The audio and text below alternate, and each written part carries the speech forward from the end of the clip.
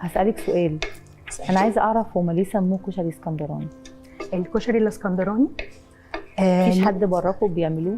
لا، لانه دي الاكله دي تحديدا طبعا في يعني اقاويل كتير وحكاوي كتير عن نشأتها وبدات امتى وكده، لكن الاكيد والثابت ان هي طالعه من اسكندريه بس كده. يعني طالعه من اسكندريه وطالعه من حي بحري تحديدا. مظبوط. واحيانا الناس في ابو قير بيقولوا لا احنا يعني احنا الخناقه كمان بقت بين الاحياء، مش مثلا بره المحافظات. لا بجد لما تقعدي يعني مع ناس اسكندرانيه لا ممكن يقعدوا فعلا يبقى في الجدال كده او الدبيت انه ده أوكي. يعني ده من بحري، لا ده من ابو قير. هنحط كده كمان واعتقد بقى ده اللي يفرق الكشري العادي بتاعنا بتاع القاهره عن الكشري ده، ان مفيش العدس الاسود، مفيش المكرونه، مفيش الصلصه، ولا اي الحاجات دي خالص. هو بس عدس اصفر ورز وبهاراتنا والقليله جدا كمان والبيض المضحى. ليه برضو يا رغده؟ هقول لك لانه هي اكله اقتصاديه جدا، ما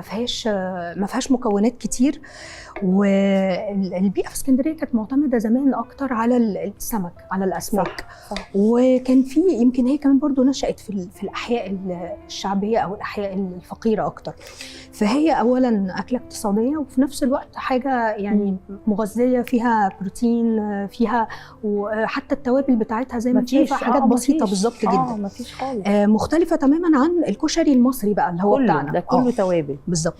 وبالمناسبه برضو يعني الكشري المصري بتاعنا، يعني احنا طبعا يعني المعلومه بتاعت انه الحقيقه دي حاجه مفرحه الواحد، يعني بسطه جدا ان اليونسكو حطها السنه دي انه دي اكله من التراث المصري. الحمد لله ان احنا نجحنا نسجله الحمد لله. وانا يعني احنا هنبقى نتكلم على الموضوع ده في حلقاتنا يعني ان شاء الله. ده حاجه مهمه يعني. احنا تقريبا الكشري ده اعتقد رقم 11، العنصر رقم 11 على قائمه التراث الغير مادي. بالظبط، التراث الغير مادي. فكره، ودي حاجه مهمه جدا لانه على فكره في دول الكشري اول اكله تتسجل من مصر، اول اكله تتسجل مع التراث اللي هو الغير مادي. بالظبط. اما هو التراث الغير مادي اللي احنا سجلنا 11 حاجه. انا قلتها قبل كده وممكن احاول اقولها معاكي. يعني احنا قلنا الاراجوز اتسجل باسم مصر، السيره الهلاليه اتسجلت باسم مصر، التحطيب، فن التحطيب اتسجل باسم مصري اصلي. طبعا الحنه، رسم الحنه، التمر وعوايد التمر اللي زي التمر بيعملوه ايه وبيطلعوا على النخل ازاي يلموه، والحفلات اللي بيعملوها ويشيلوا الجريد ومش عارف ايه، كل ده اتسجل باسم مصر. وكمان رحله العائله المقدسه والاعياد بتاعتها. احنا بنعمل اعياد وبنعمل اعياد عند المقطم وعلى مدار الخط كله. الاعياد دي كلها متوثقه باسم مصر. مش عارفه اذا كنت عديت السمسميه. طبعا آلة السمسميه متسجله باسم مصر. احنا بقينا كام دلوقتي؟ انا نسيت، بس انا ما عدتش معاكي بس انا فاكراه دلوقتي حاليا. بس احنا لسه بنحاول نسجل تاني. ده مجهود كبير قوي ومجهود تشكر عليه وزاره الثقافه اللي هي فعلا شغاله على الموضوع ده، بس احنا لسه محتاجين نسجل اجالات اكتر علشان احنا عندنا شغل كتير. بالظبط. احنا حضاره، يعني حضاره عريقه وحضاره عظيمه بجد. وزي ما كنت انت لسه بتقولي ان احنا في دول بتحاربنا في الجزء ده وبتحاول ان هي تنسب الاكلات دي ليها، الطعميه والكشري والاهرامات وحاجات كتير.